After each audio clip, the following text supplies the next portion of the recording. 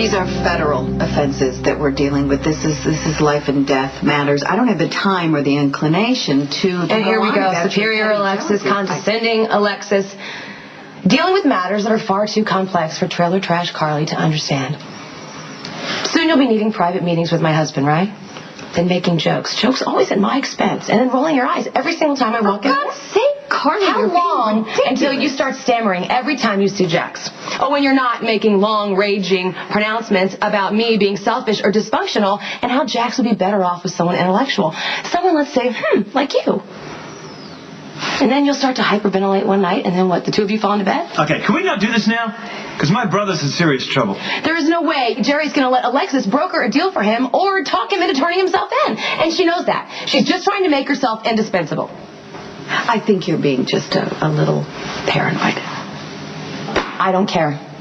And I won't have it. So, please ask your friend Alexis to leave, or I will go stay with my boys at Sonny's. You see, no killer should have people he can't bear to lose. And I intend to exploit that weakness. You remember my little insurance? I'm not going to let you hurt any of these people. Well, none of these people qualify, I'm afraid. Guess who this is? I'm noble and brave, someone who completely loves you, no judgments, no questions asked. Who am I? Tick, tick, tick.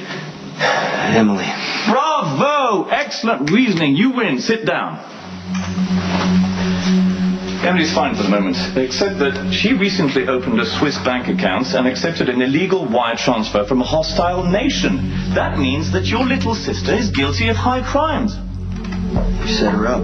That's right. You see, if I die, proof of her guilt will go to the State Department. And in this reactionary climate, that means that your plucky little sister will end up in Guantanamo before I say lawyer. You see, I intend to have a happy life, and if I don't, Emily will pay the price. Present. Bye-bye.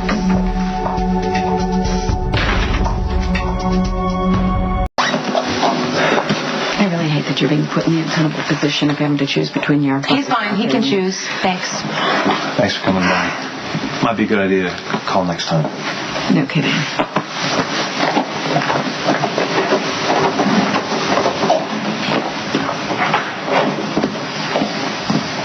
What the hell was that about? I am so sick of her holier-than-thou interference in my life. And it's getting worse. She talks me down every time she walks out of a room. I'm sick of it, Jax.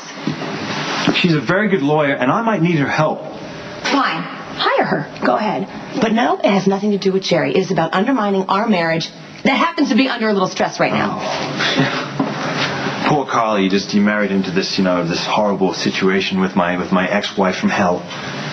God knows you didn't bring any troubles to this marriage at all, did you? So you think I'm being unfair? Don't misunderstand. I appreciate that you saved Jerry's life. Okay? But Jason, he shows up here whenever he wants to as well. He doesn't call ahead.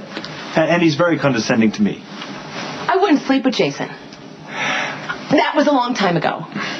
Well, Alexis and I have never actually slept together. She's just a good friend of mine. Look, okay, she can be a little patronizing and sometimes very rude to you as well. I understand. Thank you. But she's not a threat to our marriage, and she never will be. Because I love you, and I'm committed to you. And I will never let anyone, not Jerry, not Alexis, not anyone, come between us.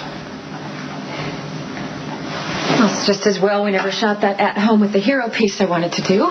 This whole being held at gunpoint thing really wouldn't have helped our numbers. I'm really sorry. Oh, please don't apologize. You aren't responsible for what happens at Jason's penthouse. We do need to discuss your personal situation soon.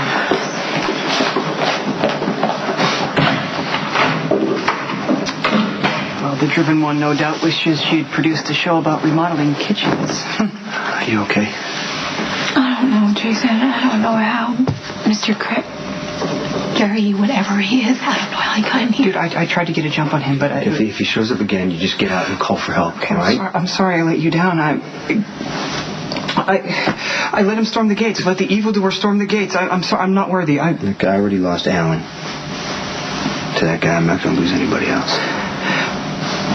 What if Craig is Jerry? And What if he actually is it? I mean, he's the brother of the Valkyrie's White Knight, right? And if he does hold damning evidence against noble Emily, I mean, what can you do?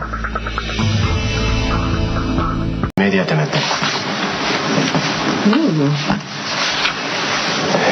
That sounds promising. You been in the bath all this time? Yeah. After that meeting with the covert ops agent, I needed to relax. I will miss that bathtub, let me tell you. Marble floor. The view outside that bathroom. See the lights of the city and the harbor. So you weren't always miserable here? I was hoping to live in this house for a long time. Believe it or not, I was very happy here. Thank you. Glad to hear that. When I think about how different my life was when I first came to Port Charles. I was angry, bitter, looking for revenge, always coming in second with family and lovers, husbands. But I'm leaving Port Charles is so much more than I ever could have imagined. And I'm in love. How can you love me after all that's happened? I never expected perfection. And it's been tough at times, but look at how much you've given me. A child that I never thought I could have. And a chance at a fresh start. We'll be there for both of us. Everything that we've been through just puts everything in perspective. I finally know that I would give up my life to protect Lila. Now I know that you would too.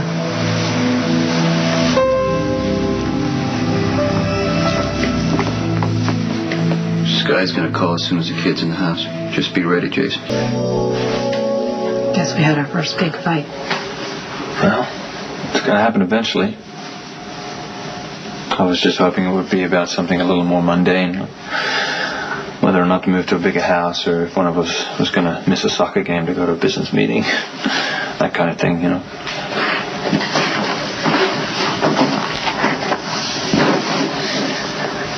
Nobody walked out. Well, you threatened to. No way was I going to leave my husband. The man I love. The only man who's perfect for me, alone with his obnoxious ex-wife. I was putting the moves on him. No. I was banking on that. Then why didn't you call my bluff? Oh, because I would never deliberately embarrass you. In front of Alexis. Especially in front of Alexis. And I would never take her side or anyone else's against you. I love you. Right or wrong, I'm always on your side.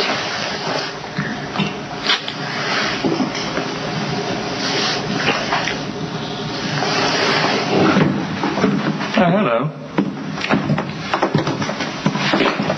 Alfred said Jerry Jacks was waiting. He's standing right in front of you. The plastic surgeon was truly gifted, but I must admit, I prefer this face, don't you?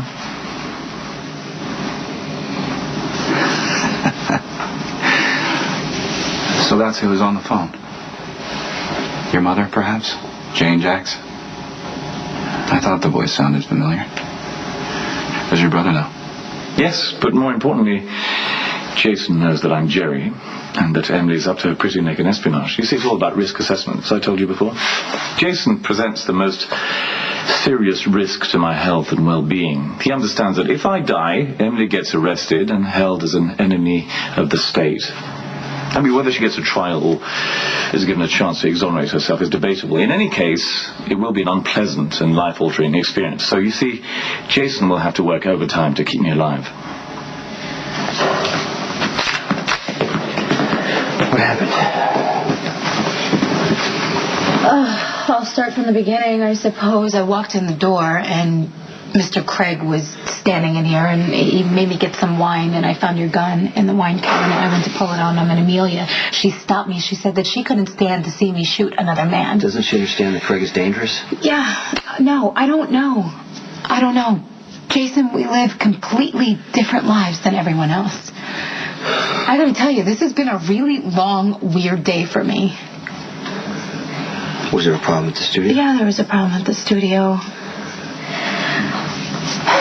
We were shooting this piece on domestic abuse, and I suppose I lost it a little bit, and I kind of flipped out, and I pulled a prop gun on the actor, and then I pointed it at Amelia, and she had to sort of snap me out of it, and then she didn't think I was okay to walk home by myself, so she walked me home, and here was Mr. Craig or Mr. Jax or whatever. Do you think he is Jax's brother? Yeah. Great. That's great. So what are you going to do? I'm going to check out his story. I'm going to see if he really has set Emily up for espionage, and if he has, I don't know. I'll just take it from there.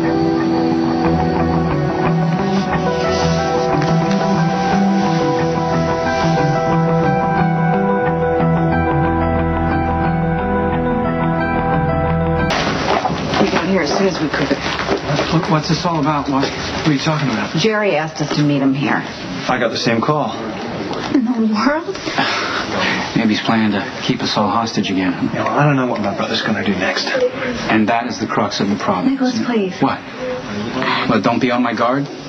Don't be afraid for the people I care about. I mean, what if Jerry shoots, say, Jason or Monica? Would we still defend him then? What if he comes in here with a lit stick of dynamite? I just need pyrotechnics for my arrival. A warm smile and a few hugs will suffice. Hey, God, it's been so long. My God, you look good, little brother. Woo. Marriage agrees with you.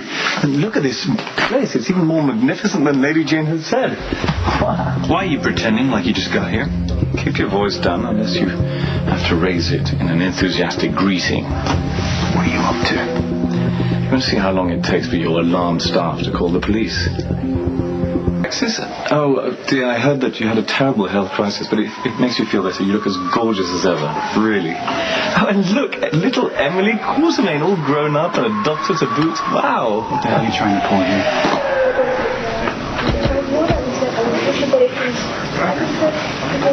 Jerry? It's time for me to go public.